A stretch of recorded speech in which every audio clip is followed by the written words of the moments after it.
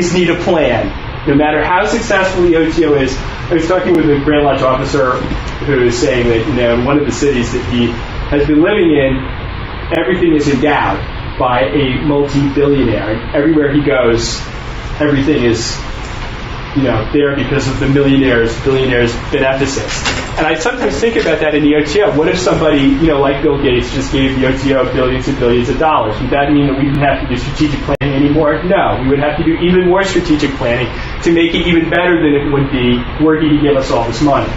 So, no, there doesn't have to be any end point to strategic planning that he's happy to get done. Now, I'm going to run through some arguments against strategic planning. First of all, why do most people in the OTO and in Thelemic circumstances resist this sort of approach?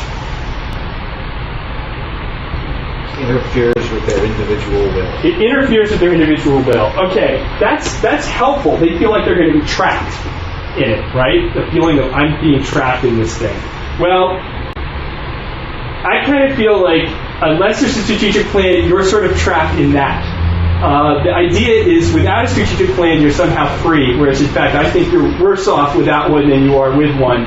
Basically because, if you're in a tough situation, you're suddenly stranded in a strange city, having a plan is usually better than not having a plan, right?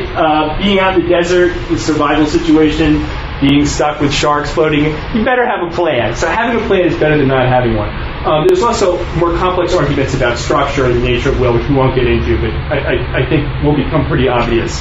What's another kind of objection to strategic planning? It might drive away the people we like.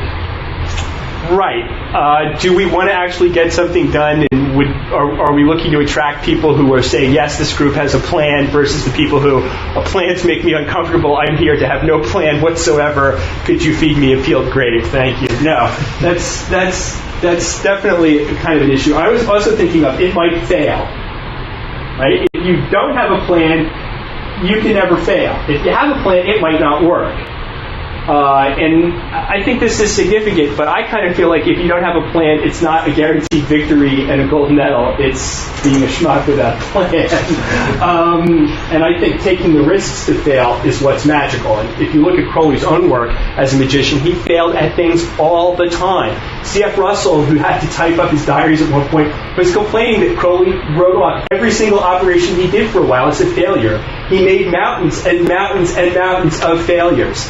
And everyone in the OTO that I know pretty much is afraid to admit that their magic didn't work. You don't see people getting on LJ going, I spent 3 hours doing this invocation and it was a total failure. Nothing went the way I wanted it to. It was a fucking disaster, right? But Crowley said that stuff all the time in his diaries. Total disaster. It didn't work. So being really magical actually means being strong enough to risk failure. And these folks that are terrified of failing never really get anywhere. There's a classic line, if you're not making mistakes, you're not doing anything else either. And that is really true, I think, with a lot of these OTO bodies that in the past seem to sort of exist on paper and never really did anything. Consequently, you could write that whole thing off as a failure. The next argument that I hear a lot is, we don't have the time to do strategic planning. We're too busy putting on a rites of Aloysius where the rite of Jupiter is hee-haw, right? If you have time to put on all this stuff, you have time to do strategic planning. It doesn't really take that long. This whole idea, we don't have time. In certain instances, that is true. You will not have the time to do strategic planning. For example, if a tornado hit this building right now, we would not have time to do strategic planning. We would have urgent other matters to attend to.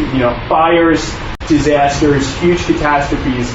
At that point, you don't have time to do strategic planning. Most of the time, we have plenty of time to do strategic planning. We just need to make it and stop doing other things. This is to kind of address your thing. It's not magical. This is kind of corporate. I have to do this sort of stuff with my job. I didn't come to the OTO to have to work on plans. Okay, well, again, Crowley was really into having objects. We can debate about his position on goals, and I think that that's reasonable.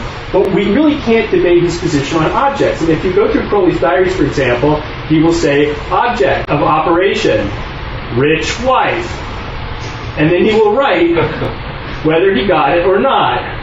That's just one example, but you can go through Crowley's diaries: money, gold, a place to stay, magical power, insight, and then he'll write whether the aim was successful or not. So if looking at goals as a magician sort of bothers you, look upon it as aims and see and test whether you get it or not. It's kind of simple. Crowley has a quote that I'm going to read where he says, "When men have a definite aim to pursue, they instinctively find means of overriding mutual interference and may even work together, unselfishly, as it is polishedly called, to obtain their separate ends with the minimum of friction. But when they are aimless, they become distracted and witless. They push each other aside in their desperation, and even the simplest tasks become impossible. Without strategic planning, that's what happens. If there are problems in the OTO or in other magical organizations, it might be because they don't have plans and aims that are uniting people and getting them all to work together in the way Crowley himself described." Does that make sense? Okay, so to me, it's more magical to have an aim and to have a plan than it is not to have one. It should be organic. These things should come together organically. Often local body masters will feel that when they get the charter from the Electoral College, that the charter will arrive, they'll take it out of its envelope, and from it magically, an OTO body will appear. And there'll be, women in costumes and corsets, and guys in black robes with goatees and tattoos, and mass will start, and this is all just going to happen organically. And when I was on the EC, I saw this happening all the time. People were kind of disappointed that their charter didn't come with a body. And in fact, you have to do this work. Even organic processes have goals and aims inside of them that have to be fulfilled. And oftentimes when someone thinks that it's an organic process happening around them, what's really happening is that a few people have decided to have a plan and are sort of organically guiding the group towards that without being explicit about it. So there are three basic criteria for a good strategic plan. The first is that it is realistic. We may talk a little bit more about that later. Can anyone give me an example of an unrealistic strategic plan? The aim of an unrealistic strategic plan? Let's make profit houses. What? Let's make profit houses. Immediate profit houses with no idea of what to do inside of them. That is kind of unrealistic. That's not as unrealistic as I was thinking of. Ebony Anpu, the late Ebony Anpu, would spin ideas about having temples to Babylon on the lunar surface in the Parsons crater. Jack Parsons was named after, there's a crater on the moon named after Jack Parsons. That was his idea. And I had that vision. I could picture, Hans Bach, Frank Frazetta-esque structures, with people walking in and out of them. That is an unrealistic goal because, we don't even know what gravity is going to do to a cake of light. We don't know how we're going to get it up there. I'm sorry. Let's strike out for realism. Next, it should be flexible. This is often people don't see this about goals, but if your goal doesn't have flexible options built into it at different stages where you can change it, it's not really a good strategic goal. And that should be pretty obvious. Lastly, it should be relevant. Okay, what is an idea of an irrelevant strategic goal for the OTO? I've got one. We're going to open a mead factory. People have seriously, I've heard this at least 2 or 3 times, saying the OTO should start a mead factory. It's like, okay, how does that have anything to do with any of the stuff that we've got? Well, it would be cool. We like mead. We could all work there. We don't like our regular jobs, but we like mead. We can sell it. This is not relevant. This has nothing to do with, oh man, come on, mead. No. So it has to be relevant. In order for it, that's obvious. So now, having kind of laid out the structure, let's talk a little bit more about what we would do if we were coming up with a strategic plan.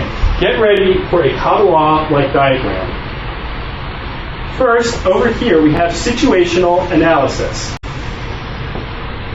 And in our second little Sephardic-like cloud, we might want to say, is our mission, our vision, and our values. Over here, we have issues. Oh, we have issues. Lots of issues. And over here, we have goals. And then we have strategies.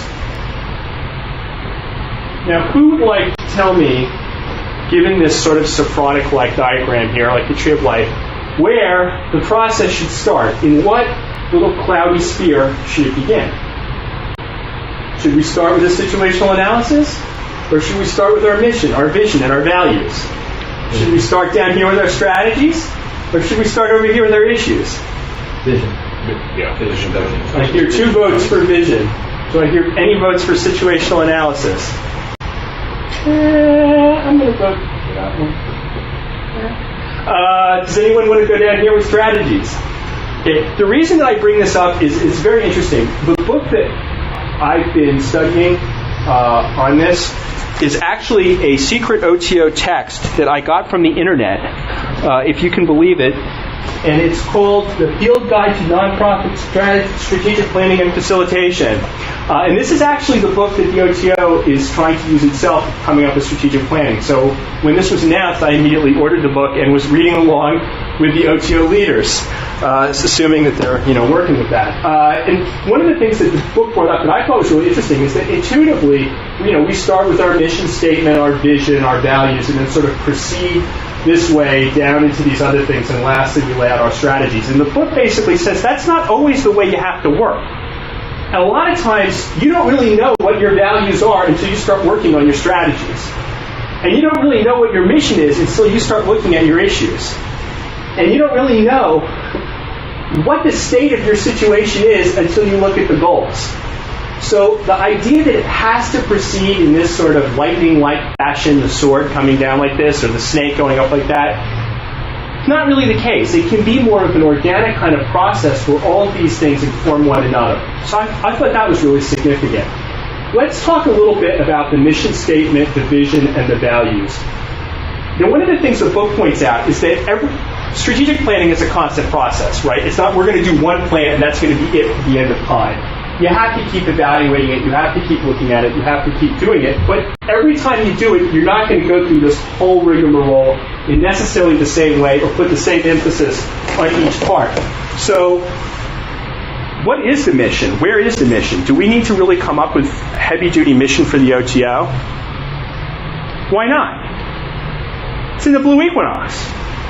Right? I mean, unless we're going to come up with some wild new idea and have to totally reshape it, which I don't think any of us are really that interested in doing, we already have a lot of this stuff.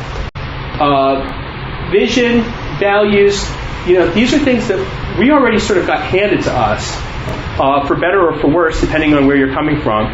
But spending a lot of time going back and going through this probably isn't as necessary as people might think.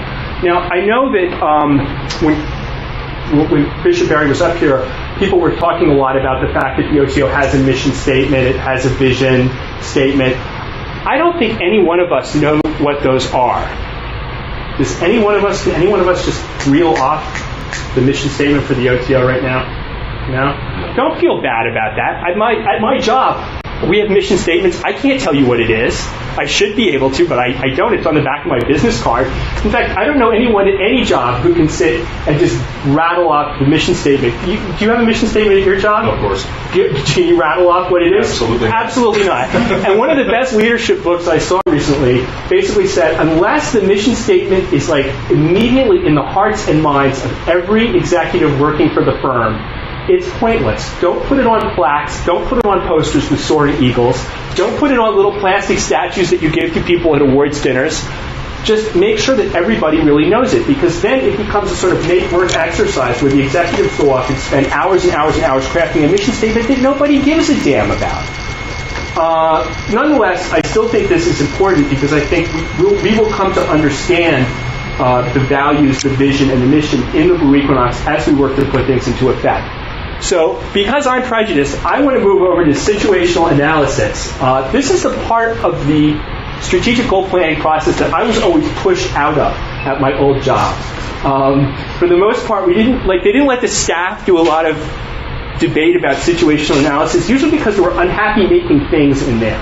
Like just how low the bank balance really was, or just what the real membership rate in the organization really was, or what, the grim stuff that they didn't want to bum people out with was there. So I'm really fascinated with the situational analysis part.